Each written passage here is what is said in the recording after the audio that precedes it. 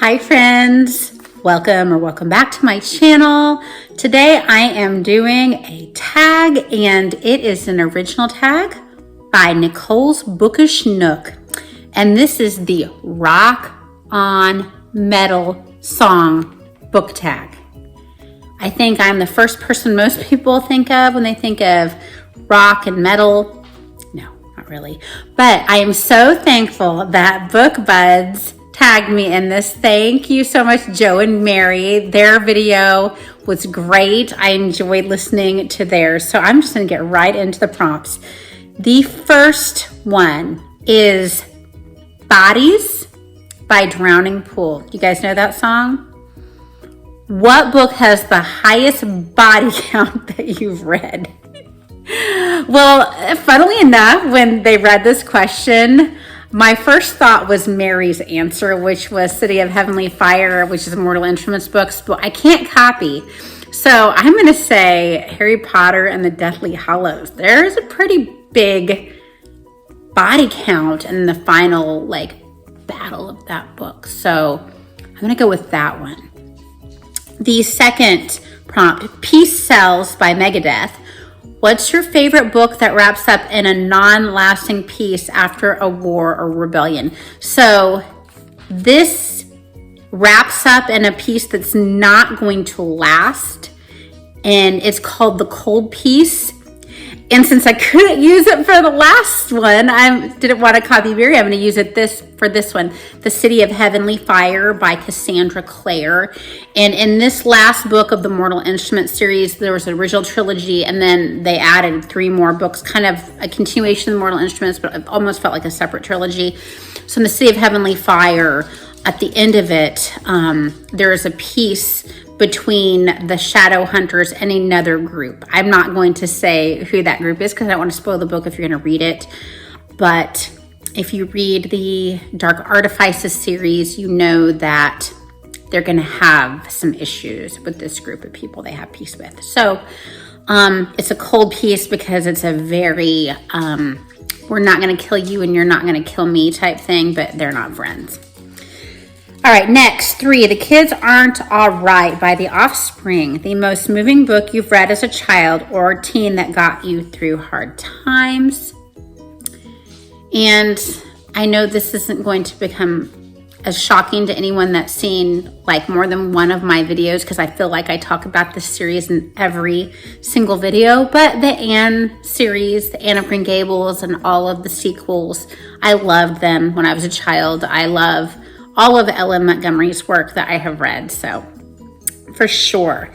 All right, 4, Runaway Train by Soul Asylum, your favorite or least favorite book that deals with running away or leaving a bad home. And I couldn't really think of a whole lot of these types of stories that I have read. So I'm gonna go with The Sundown Motel, which is a thriller by Simone St. James. It's a dual timeline thriller, and our girl in the past has run away from home to start a new life. So that came to my mind. I really enjoyed that thriller. I would recommend it. Number 5, Everywhere by Fleetwood Mac. What's the most whimsical book you've ever read? And I'm going to say The Night Circus by Erin Morgenstern. I have not read her other work yet. The Starless Sea, I really want to get to it. I feel like my experience with Night Circus was so magical and whimsical, and I've heard other people who read similarly to me not like it, so I'm afraid to read it again because I don't want the flaws to stand out to me. If you hear a clickety-clackety sound, that's my dog walking around on nails that need to be trimmed. Number 6, Thunderstruck by ACDC. A book that left you struck speechless in a good or a bad way. And I'm actually going to mention a book of the Bible, the book of Esther. I read it when I was a child for the first time. And I remember just being so first of all, the king of Persia, he gets rid of his wife because she won't honor a request for him. And I was like, he's just gonna get rid of her. And he does a beauty pageant basically to find a new wife. And I was like, what kind of misogyny? Of course, I didn't know the word misogyny when I read it, but it's that. And then Esther becomes queen, and she's the most beautiful. And then she has to just hope when she goes and begs the king for the Jews' lives that, you know, he's going to lower his scepter to her. And I remember being like, what? But also blown away by her faith and her courage in God, and how her believing that God would protect her, or if not, that she was going to go anyway because she knew it would be part of God's plan. I just think it's so amazing. And she's such a good, strong character, and has bravery, even though her husband is kind of a jerk. But anyway, the Book of Esther, written by God. Okay, next. Sorry, took me a moment. Living Dead Girl by Rob Zombie, your favorite book about the undead. Well, I don't read zombie books. I haven't read any zombie books. I mean, I'd be open to reading them, but I have read some vampire books. So I don't know what to say for this one. I'm thinking maybe, I guess Twilight. It entertained me. Or maybe something, I can't even remember any of the titles of what I've read by her. Maybe something by Anne Rice. I was entertained by those. So I guess I'm going to soft answer Twilight for that one. I don't know. 8, Bohemian Rhapsody. Now that's my jam. By Queen, your favorite or least favorite book that has multiple POVs. And I'm going to say Strange the Dreamer by Laini Taylor. Have you guys read this book? Oh my gosh. So it is considered YA fantasy. There's no like teen drama. It is so hard to describe this book without spoiling it. So just know there's this guy named Strange. He has heard rumors of a town where nobody knows the names.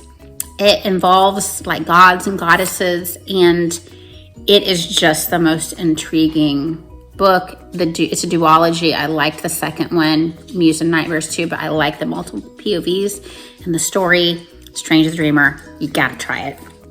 All right.